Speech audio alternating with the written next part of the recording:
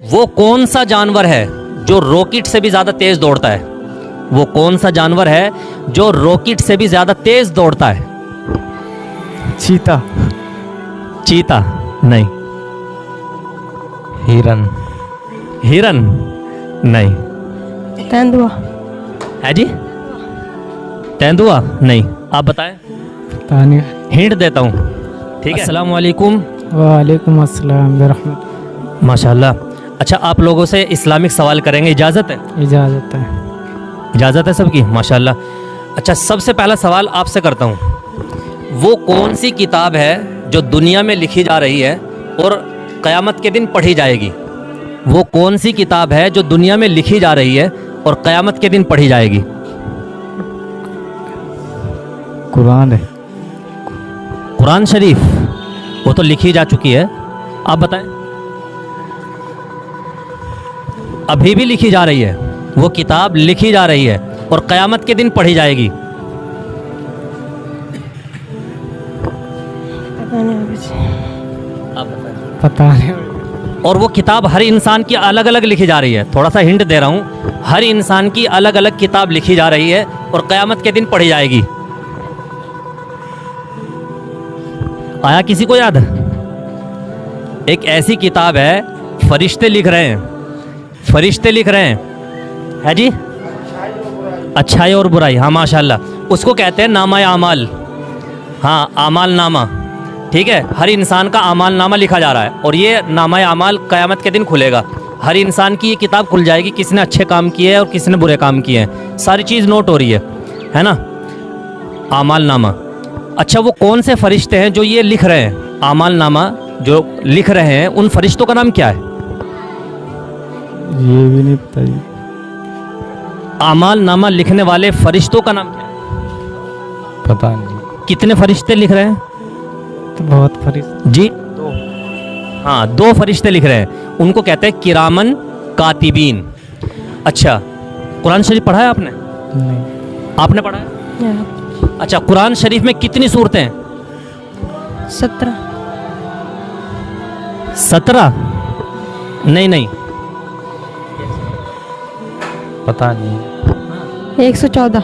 ہاں 114 صورتیں ہیں. ماشاء اللہ 114 صورتیں ہیں پورے قرآن شریف کے اندر. اچھا ایک اور سوال، وہ کون سا جانور ہے جو راکٹ سے بھی زیادہ تیز دوڑتا ہے؟ وہ کون سا جانور ہے جو راکٹ سے بھی زیادہ تیز دوڑتا ہے؟ چیتا. چیتا نہیں. ہرن. ہرن نہیں. تیندوا. ہے جی؟ تیندوا نہیں. آپ بتائیں. پتہ نہیں. ہنٹ دیتا ہوں. ٹھیک ہے. ہمارے نبی نے اس پر سواری کی اور آسمان پر گئے ہیں. گھوڑا. ہاں براق. ہاں ہمارے نبی نے جو معراج کی تھی براق کے اوپر کی تھی. وہ گھوڑا براق جو جنت سے آیا تھا.